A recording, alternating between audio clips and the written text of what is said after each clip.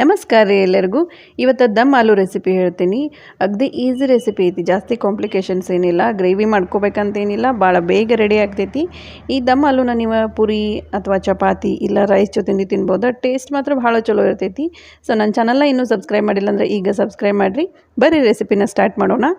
ಈಗ ಫಸ್ಟ್ ಏನಂತಂದ್ರೆ ಈ ಮೆಣಸಿನ್ಕಾಯಿ ಇದಾವಲ್ಲ, ಮೆಣಸಿನ್ಕಾಯಿನ ನೆನೆ ಹಾಕ್ಕೋಬೇಕು. ಚಲೋ ಕೆಂಪು ಕಲರ್ದು ಒಣ ಮೆಣಸಿನ್ಕಾಯಿ ತೊಗೊರಿ, 7ರಿಂದ 8 ಮೆಣಸಿನ್ಕಾಯಿ. ನೆಕ್ಸ್ಟ್ ಒಂದು 15ರಿಂದ 20 ಗೋಡಂಬಿ ಇವನು ನೆನೆಸ್ಕೋಬೇಕು.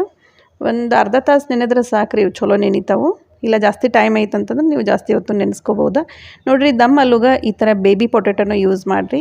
ಈ ಥರ ಬೇಬಿ ಪೊಟ್ಯಾಟೊ ಇಲ್ಲ ಅಂತಂದ್ರೆ ನಾರ್ಮಲ್ ಆಲೂಗಡ್ಡಿನೂ ಯೂಸ್ ಮಾಡ್ಬೋದು. ಸ್ವಲ್ಪ ದೊಡ್ಡ ಸೈಜ್ ಒಳಗೆ ಕಟ್ ಮಾಡ್ಕೊಂಡು ರೆಡಿ ಮಾಡ್ಕೋಬೇಕು. ಬಟ್ ಅದ್ರದ್ದು ಸಿಪ್ಪೆ ಎಲ್ಲ ತೆಗೆದು ಕಟ್ ಮಾಡ್ಕೊಂಡು ರೆಡಿ ಇಟ್ಕೊರಿ. ಈಗ ಈ ಬೇಬಿ ಪೊಟ್ಯಾಟೋನ ಕುದಿಸ್ಕೋಬೇಕಾಗ್ತೈತಿ. ಸೊ ಕುದಿಯೋ ನೀರಿಗೆ 1ರಿಂದ 2 ಸ್ಪೂನಷ್ಟು ಉಪ್ಪು ಹಾಕಿ, ಈ ಥರ ನೀರು ಕುದಿಯೋವಾಗನ ಈ ಪೊಟ್ಯಾಟೊ ಹಾಕಿ, ಆಮೇಲೆ ಹೈ ಫ್ಲೇಮ್ ಇಟ್ಟು ಗ್ಯಾಸ್ 1 ಸೀಟಿ ಆದ್ರೆ ಸಾಕಾಗ್ತೈತೆ ರೀ. ಜಾಸ್ತಿ 2ರಿಂದ 3 ಸೀಟಿ ಮಾಡಿಸ್ಕೊಳಕ್ಕೆ ಹೋಗ್ಬೇಡ್ರಿ. ಯಾಕಂದ್ರೆ ಬೇಬಿ ಪೊಟ್ಯಾಟೊ ಬೇಗ ಬಾಯ್ಲ್ ಆಗ್ತಾವಲ್ಲ, ಅಗದಿ ಸಾಫ್ಟ್ ಆಗಿಬಿಡ್ತಾವ್ರಿ ಇವ. ಆಮೇಲೆ ಮಸಾಲ ಜೊತೆನೂ ಇವ ಕುದಿಬೇಕಾಗ್ತೈತಿ. ಹೀಗಾಗಿ ಜಾಸ್ತಿ ಕುದಿಸ್ಕೋಬೇಡ್ರಿ. ಜಸ್ಟ್ 1 ಸೀಟಿ ಆದ ಕೂಡಲೇ ಈ ಥರ ಎಲ್ಲ ಸೀಟಿ 6ರಿಂದ ಇವ್ನು ಕುಕ್ಕರ್ ಓಪನ್ ಮಾಡಿ ನೋಡಿರಿ ಎಷ್ಟು ಬೇಗ ಕುದಿತಾವೆ. ಸೊ ಆಲ್ರೆಡಿ ಸಾಫ್ಟ್ ಆಗಿಬಿಟ್ಟಿರ್ತಾವೆ ಇವ. ಈಗ ಇದ್ರದ್ದು ಸಿಪ್ಪೆ ಎಲ್ಲ ತೆಗೆದು ಸೈಡ್ ಇಟ್ಕೋಬೇಕು. ಇಲ್ಪ ಕುಕ್ಕರ್ನಾಗ ಕುದಿಸ್ಕೊಳ್ಳೋದು ಬೇಡ ಅಂತಂದ್ರೆ ನೀವು ಸಪ್ರೇಟ್ ನೀರು ಒಂದು ಪಾತ್ರೆ ಒಳಗೆ ನೀರು ಹಾಕಿ ನೀವು ಕುದಿಸ್ಕೋಬೋದು.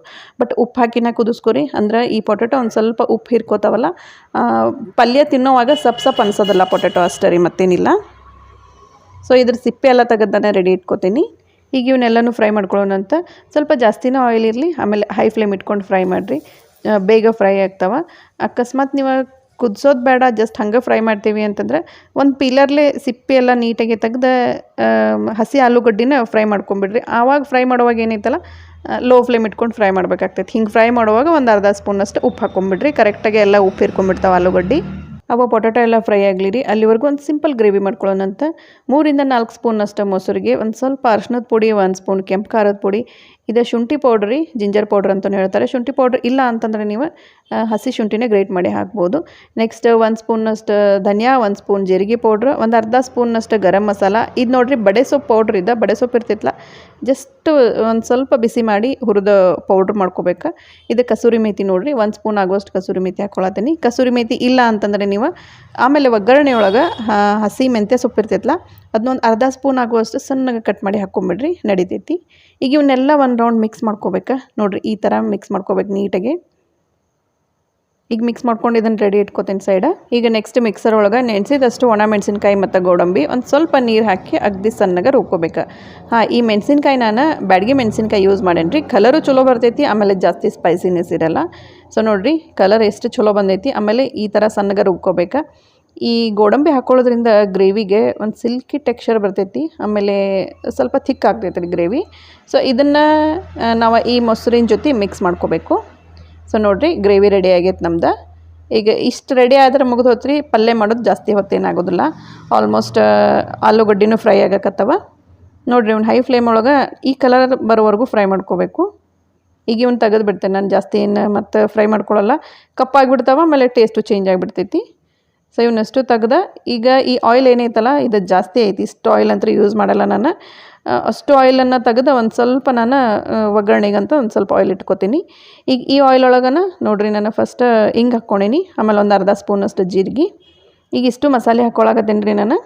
ಈ ಎಡೆ ಮಸಾಲೆ ಒಳಗೆ ನಾನು ಒಂದು ಪಲಾವ್ ಎಲೆ, 2 ಹಸಿರು ಏಲಕ್ಕಿ, ಆಮೇಲೆ ಒಂದು ದೊಡ್ಡ ಏಲಕ್ಕಿ, 2 ಲವಂಗ ತೊಗೊಂಡೀನಿ, 1 ಸ್ಪೂನಷ್ಟು ಧನಿಯಾ ಕಾಳು ಬೇಕಾದ್ರೆ ನೀವು ಕುಟ್ಟಿ ಹಾಕ್ಬೋದು, ಒಂದು ಸ್ವಲ್ಪ ದಾಲ್ಚಿನ್ನಿ, ಆಮೇಲೆ ಒಂದು 4-5 ಪೆಪ್ಪರ್ ಕಾರ್ನ್ ಇರ್ತಾವಲ್ಲ, ಅಂದ್ರೆ ಕಾಳು ಮೆಣಸು, ಅವನ್ನ ಕ್ರಷ್ ಮಾಡಿ ಹಾಕ್ಕೊಳಕತ್ತೀನಿ. ಇವನ್ನಿಷ್ಟು ಹಾಕ್ಕೋಬೇಕೀಗ. ಇವೆಲ್ಲ ಫ್ರೈ ಆಗಿಂದ ನೆಕ್ಸ್ಟ್ ಇದ್ರೊಳಗೆ 8ರಿಂದ 10 ಬೆಳ್ಳುಳ್ಳಿನ ಈ ಥರ ಕ್ರಷ್ ಮಾಡಿ ಹಾಕ್ಕೊಳಕತ್ತೀನಿ ರೀ. ನಿಮ್ಗೆ ಬೆಳ್ಳುಳ್ಳಿ ಬೇಡ ಅಂದರೆ ನೀವು ಸ್ಕಿಪ್ ಮಾಡ್ಬೋದು, ಬಟ್ ಬೆಳ್ಳುಳ್ಳಿ ಹಾಕ್ಕೊಳ್ಳೋದ್ರಿಂದ ಭಾಳ ಚಲೋ ಟೇಸ್ಟ್ ಬರ್ತೈತೆ ರೀ. ಸೊ ಇದು ಫ್ರೈ ಆಗೈತಿ. ನೆಕ್ಸ್ಟ್ ಇದ್ರೊಳಗೆ ಫ್ರೈ ಮಾಡಿದ ಆಲೂಗಡ್ಡೆ ಹಾಕ್ಕೊಳಕತ್ತೀನಿ. ಆಲೂಗಡ್ಡೆ ಆಲ್ರೆಡಿ ಫ್ರೈ ಆಗೈತಿ, ಇನ್ನೇನು ಜಾಸ್ತಿ ಹೊತ್ತು ಇವನು ಫ್ರೈ ಮಾಡ್ಕೊಳ್ಳೋಂಗಿಲ್ಲ. ಈಗ ಇದ್ರೊಳಗೆ ಒಂದು ಅರ್ಧ ಸ್ಪೂನಷ್ಟು ಸಕ್ಕರೆ, ಅರ್ಧ ಸ್ಪೂನ್ ಉಪ್ಪು ಹಾಕ್ಕೊಂಡು ಜಸ್ಟ್ 1 ರೌಂಡ್ ಈ ಥರ ಮಿಕ್ಸ್ ಮಾಡ್ಕೊಂಡ್ರೆ ಸಾಕು. ಉಪ್ಪು ಏನೈತಲ್ಲ ಟೇಸ್ಟ್ ನೋಡಿ ಇನ್ನೊಂದು ಸ್ವಲ್ಪ ಆಮೇಲೆ ಬೇಕಾದ್ರೆ ನೀವು ಅಡ್ಜಸ್ಟ್ ಮಾಡ್ಕೋಬೋದು, ಇನ್ನೊಂದು ಸ್ವಲ್ಪ ಎಕ್ಸ್ಟ್ರಾ ಹಾಕ್ಕೋಬೋದು. ಈಗ ನಾನು ರೆಡಿ ಇಟ್ಕೊಂಡಿದ್ದು ಗ್ರೇವಿ ಹಾಕ್ಕೊಳಕತ್ತೀನಿ. ಈ ಬೌಲೊಳಗೆ ಒಂದು ಸ್ವಲ್ಪ ನೀರು ಹಾಕ್ಕೊಂಡು ಈ ಗ್ರೇವಿದ ಕನ್ಸಿಸ್ಟೆನ್ಸಿನ ಅಡ್ಜಸ್ಟ್ ಮಾಡ್ಕೋತೇನೆ ನಾನು. ಇದೇನೈತಲ್ಲ ಗ್ರೇವಿ ಜಾಸ್ತಿ ಗಟ್ಟಿ ಆಗಬಾರ್ದ್ರಿ. ಗಟ್ಟಿ ಆಯ್ತಂದ್ರೆ ಅಷ್ಟು ಸರಿ ಅನ್ಸಲ್ಲ. ಈ ಗ್ರೇವಿ ಹೆಂಗೆ ಕುದೀತೈತಲ್ಲ ಹಂಗೆ ಗಟ್ಟಿ ಆಗ್ತೈತಿ. ಹೀಗಾಗಿ ಸ್ವಲ್ಪ ತೆಳ್ಳಗನೆ ಇರಲಿ. ನೆಕ್ಸ್ಟ್ ಇದ್ರೊಳಗೆ ನಾನು 1 ಸ್ಪೂನಷ್ಟು ಕೆನೆ ಹಾಕ್ಕೊಳಕತ್ತೀನಿ. ನಿಮ್ಮ ಹತ್ರ ಫ್ರೆಶ್ ಕ್ರೀಮ್ ಇತ್ತಂದ್ರೆ ಅದನ್ನು ಯೂಸ್ ಮಾಡಿರಿ. ನನ್ನ ಹತ್ರ ಕ್ರೀಮ್ ಇಲ್ಲ, ಹೀಗಾಗಿ ನಾನು ಕೆನೆನ ಹಾಕ್ಕೊಳತ್ತೀನಿ. ಈ ಕೆನೆ ಅಥವಾ ಫ್ರೆಶ್ ಕ್ರೀಮ್ ಹಾಕ್ಕೊಳ್ಳೋದ್ರಿಂದ ದಮ್ ಆಲೂದ ಟೆಕ್ಸ್ಚರ್ ಅಗದಿ ಸ್ಮೂತ್ ಬರ್ತೈತಿ.